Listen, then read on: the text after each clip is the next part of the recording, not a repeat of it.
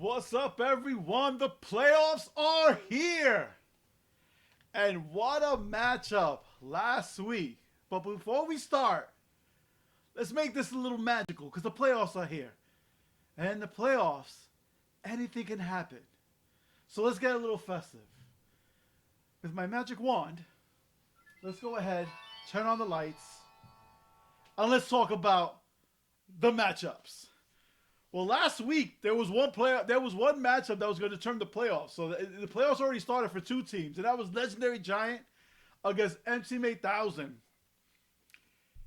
And I just gotta say this, Marco,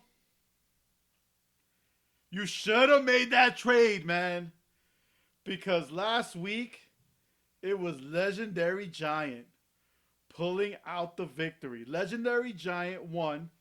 Final score was 157-90. Juan gets into the playoffs.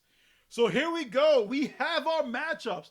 Now, like I wrote inside the teams, I adjusted the brackets for the playoffs this year because head-to-head is the first determination on who gets in. So we have the number one seed. The number one seed. Gotham Knights, congratulations, Terry. Number one, this is the first time you have the number one seed in my league.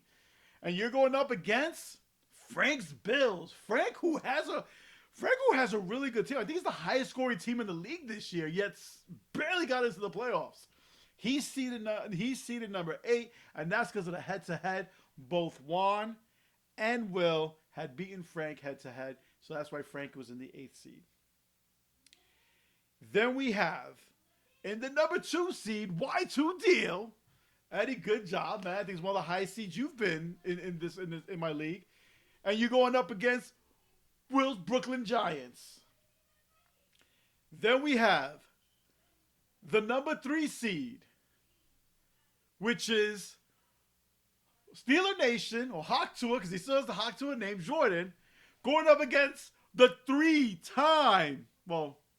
4-time defending champ, who's won 3 in a row, going for his 4th, and the current champion right now. So that's going to be a matchup. And if I stand correct, last year, Juan knocked out Jordan in the playoffs.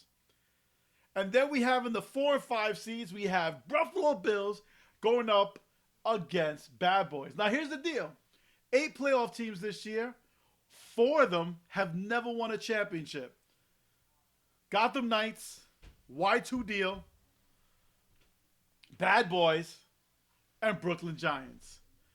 And the way this year's gone, man, anybody can take it because, listen, anybody could go off because guys who normally don't.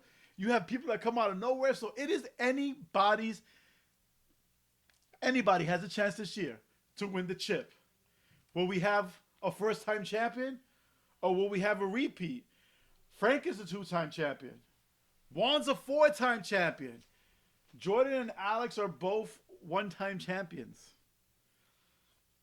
We can't forget the Consolidation League because here we go. What they're playing for in the Consolidation is one thing and one thing over. The winner of that Consolidation bracket gets to choose where they draft. They get to do what order they get to draft. And let me tell you, I'm going all in and I hope I win. Because I want that 14th pick in the draft. I want the last pick of the first round. So I hope I win the draft. I hope I win, man. Because then that number 1 pick, whoever has my first round pick, which I believe is Frank's Bills, you would get the 14th pick, but then I'll get the first pick of the second round. So I'm hoping I win it. But good luck to the 8 teams who are still in it. Good luck to you guys. The matchups, have they started yet? I think they have, right? Have we seen, let me see. First round, do we got some scores already coming in? Looking right now. Matchups. Why am I not seeing? Oh, yeah, it is right here. And, yeah, we got the game starting to go already. We have early leads for Frank's Bills, for Hawk Tua, and for Y2 Deal.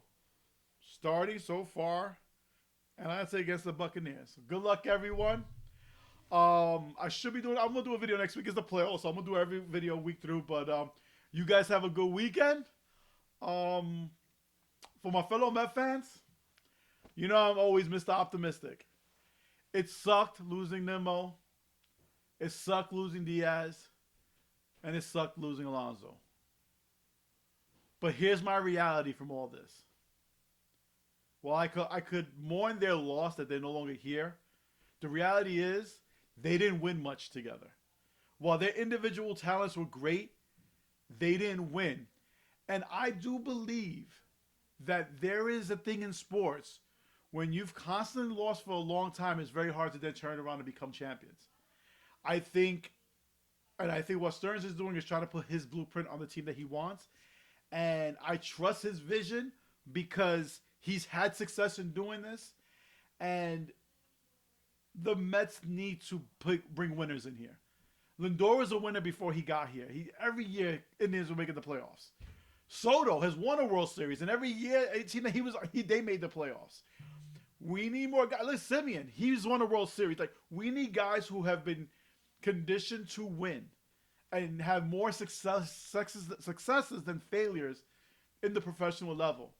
So I think I'm looking at what the Mets are doing, and I think they're going to be looking at that. I think it's a combination of bringing the right pieces in here as well as really utilizing our minor league system.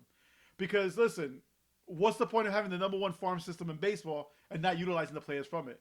We have guys like Carson Bench. We have guys like Jet Williams. I mean, look what freaking McClain did last year towards the end of the season. I'm a big believer in Tom. You got Sproat. You have Christian Scott who's coming. You have a lot of these pieces where you got to see what they could do. I mean, look what Beatty, we had a full season last year playing third. Showed that whole shit. He has something.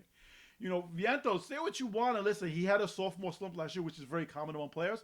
But he was also a guy that in that playoff run, he was a big key piece of that, man. He was hitting the crap out of the ball. He was one of the few guys hitting the Dodgers.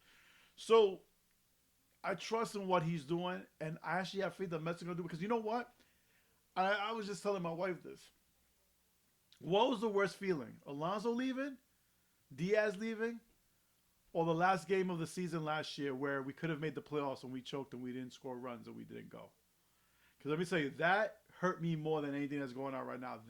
It took me a while to get over. So I got faith in Stearns and I got faith in the Mets. Ever the optimistic Met fan, but let's see what happens, see what they do, and let's see what happens next year. You guys have a good week. Good luck, everyone. Talk soon.